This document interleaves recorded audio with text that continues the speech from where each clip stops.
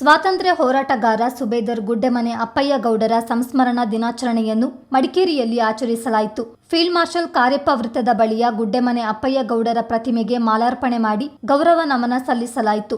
ಶಾಸಕರಾದ ಎಎಸ್ ಪೊನ್ನಣ್ಣ, ಮಂತರ್ಗೌಡ, ಮಾಜಿ ಶಾಸಕ ಕೆಜಿ ಬೋಪಯ್ಯ ಸೇರಿದಂತೆ ಅಧಿಕಾರಿಗಳು, ಅರೆಭಾಷೆ ಗೌಡ ಸಮುದಾಯದ ಮುಖಂಡರು ಪುಷ್ಪ ನಮನ ಸಲ್ಲಿಸಿದರು. ಬಳಿಕ ಕೋಟೆ ಆವರಣದವರೆಗೆ ಕಾಲ್ನಡಿಗೆ ಜಾಥಾ ನಡೆಯಿತು. ಶಾಸಕರಾದ ಎಎಸ್ ಪೊನ್ನಣ್ಣ ಹಾಗೂ ಮಂತರ್ಗೌಡ ಜಾಥಾಗೆ ಚಾಲನೆ ನೀಡಿ ಕಾಲ್ನಡಿಗೆಯಲ್ಲಿ ಭಾಗಿಯಾದರು.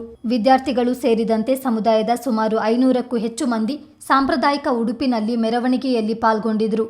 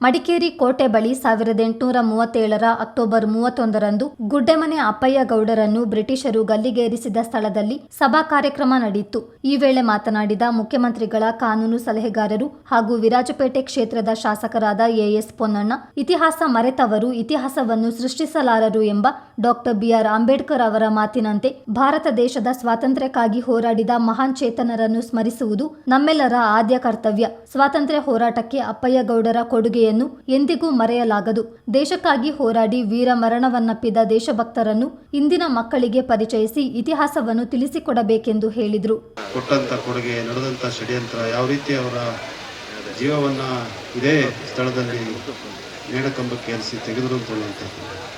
ಅವ್ರು ಆಡ್ತಾ ಇದ್ರೆ ಒಂದು ಸ್ವಲ್ಪ ಜನ ಬಿಟ್ಟರೆ ಯಾರು ಕೂಡ ಗಮನಿಸ್ತಾನೆ ಇರಲಿಲ್ಲ. ಅವರವರ ಚರ್ಚೆಯಲ್ಲಿ ಭಾಗಿಯಾಗಿ ಇವೆಲ್ಲರೂ ನಾವು ಕೇಳಿದ್ದೀವಿ, ಹಲವಾರು ಬಾರಿ ಆ ಸ್ಮರಣೆಯ ಹಾಡನ್ನು ನಾವು ಕೇಳಿರ್ತೀವಿ.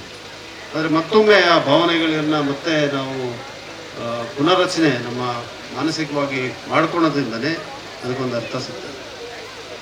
ಮತ್ತು ನಮ್ಮ ಮಕ್ಕಳಿಗೆ ಬಹಳ ಮುಖ್ಯವಾಗಿ ಈ ಇತಿಹಾಸದ ಪುಟಗಳಲ್ಲಿ ಅವ್ರನ್ನ ಉಳಿಸೋದಕ್ಕೆ ಕಾರಣ ಏನು ಅಂತ ಹೇಳಿದ್ರೆ, ಯಾರಿಂಥ ತ್ಯಾಗವನ್ನು ಕೊಟ್ಟು ದೇಶ ಹೋರಾಟದಲ್ಲಿ, ಸ್ವಾತಂತ್ರ್ಯ ಹೋರಾಟದಲ್ಲಿ ಭಾಗವಹಿಸಿ ವೀರ ಮರಣವನ್ನು ಹೊಂದಿರ್ತಾರೆ, ಅವರ ಬಗ್ಗೆ ಅವ್ರಿಗೆ ತಿಳುವಳಿಕೆ ನೀಡೋದು ಕೂಡ ನಮ್ಮೆಲ್ಲರ ಕರ್ತವ್ಯ. ಅದರಿಂದ ಆ ಕೆಲಸವನ್ನು ನಾವು ಮಾಡಬೇಕು. ನಾಳೆ ಭಾಳ ಗಂಭೀರವಾಗಿ ಇಂಥ ಕಾರ್ಯಕ್ರಮಗಳು ನಡಿಬೇಕು. ಭಾಳ ಚೆನ್ನಾಗಿ ತಿಳಿಸಿದ್ದೀನಿ ಈ ಕಡೆ ನೀವು. ಆದರೆ ಹಾಡು ಕೇಳಿದಾಗ ಅದಕ್ಕೆ ಭಾಳ ಸಣ್ಣದಾಗಿ ನಿಮಗೆ ಸಲಹೆ ಕೊಡ್ತಾ ಇದ್ದೀನಿ ಅಷ್ಟೇ. ಆ ಹಾಡಿನಲ್ಲಿ ಇದ್ದಂಥ ಇಡೀ ಚರಿತ್ರೆನೇ ಹೇಳ್ತಾರೆ, ಇಡೀ ಇತಿಹಾಸವನ್ನು ಹಾಡನ್ನು ಬರ್ತಾರೆ. ಭಾಳ ಚೆನ್ನಾಗಿ ಕೂಡ ಅವರು ಹಾಡ್ತಾಯಿದ್ರು, ಭಾಳ ಭಾವನಾಪೂರ್ವಕವಾಗಿ ಹಾಡನ್ನು ಹಾಡ್ತಾಯಿದ್ರು. ಕೇಳಿಸ್ಕೊಂಡು ನೆನೆಸ್ಕೊಂಡ್ರೆ ನಮಗೂ ಕೂಡ ಒಂದು ಅವತ್ತಿನ ಕೊಡುಗೆ ಏನು ಅಂತ ಹೇಳೋದು ಅರ್ಥ ಆಗುತ್ತೆ. ಆ ಸಂದರ್ಭದಲ್ಲಿ 1830 ಇಸ್ವಿ 37 ಇಸ್ವಿ ಅಂತ ಹೇಳಿದ್ರೆ ಯಾವ ರೀತಿ ಪರಿಸ್ಥಿತಿ ಇದ್ದಿರ್ಬೋದು. ಇವತ್ತೇ ಗುಡ್ಡಗಾಡು ಪ್ರದೇಶ. ಆ ಸಂದರ್ಭದಲ್ಲಿ ಒಂದು ಶಕ್ತಿಯಾಗಿ ಬ್ರಿಟಿಷರ ಒಂದು ತಾಕತ್ತಿನ ವಿರುದ್ಧ ನಿಲ್ಲಬೇಕಂದ್ರೆ ಯಾವ ರೀತಿಯಾದಂಥ ಒಂದು ಮಹಾಪುರುಷರಾಗಿರ್ಬೇಕು ಅಂತ ಹೇಳುವಂಥದ್ದನ್ನು ಆ ಹಾಡಿನಲ್ಲಿ ಗೊತ್ತಾಗುತ್ತೆ. ಅದರಿಂದ ಇವತ್ತಿನ ಈ ದಿನವನ್ನು ಭಾಳ ಅರ್ಥಪೂರ್ವಕವಾಗಿ ಅಕಾಡೆಮಿಯವರು ಆಚರಣೆಯನ್ನು ಮಾಡಿದ್ದಾರೆ. ಅವರಿಗೆ ಅಭಿನಂದನೆಗಳನ್ನು ಸಲ್ಲಿಸ್ತೀನಿ. ನಮ್ಮ ಸದಾನಂದ ಮಾವಾಜಿಯವರು ಎಲ್ಲ ಅಕಾಡೆಮಿ ಕಾರ್ಯಕ್ರಮಗಳನ್ನ ಭಾಳ ಚೆನ್ನಾಗಿ ನಡೆಸ್ಕೊಂಡು ಬರ್ತಾ ಇದ್ದಾರೆ. ನಮ್ಮ ಕೊಡವ ಸಾಹಿತ್ಯ ಅಕಾಡೆಮಿಯವರು ಕೂಡ ಹೇಳ್ತಾ ಇರ್ತೀನಿ, ನಾನು ಒಂದು ಉದಾಹರಣೆ ಕೊಡ್ತೀನಿ. ಎಲ್ಲರನ್ನು ಜೊತೆ ಸೇರಿಸ್ಕೊಂಡು ಭಾಳ ಚೆನ್ನಾಗಿ ಕಾರ್ಯಕ್ರಮಗಳನ್ನು ಮಾಡ್ಕೊಂಡು ಬರ್ತಾ ಇದ್ದಾರೆ. ಇವತ್ತು ನಾವೆಲ್ಲ ಕೂಡ ಸೇರಿ ಗುಡ್ಡಮನೆ ಅಪ್ಪಾಯಗೌಡರ ಆತ್ಮಕ್ಕೆ ಶಾಂತಿ ಸಿಕ್ಕಲಿ. ಅವ್ರು ಕೊಟ್ಟಂಥ ಕೊಡುಗೆಯನ್ನು ನಾವು ಎಂದೂ ಕೂಡ ಮರೆಯಲಿಕ್ಕೆ ಸಾಧ್ಯ ಆಗೋದಿಲ್ಲ, ಮರೆಯೋದು ಇಲ್ಲ ಅಂತ ಹೇಳುವಂಥ.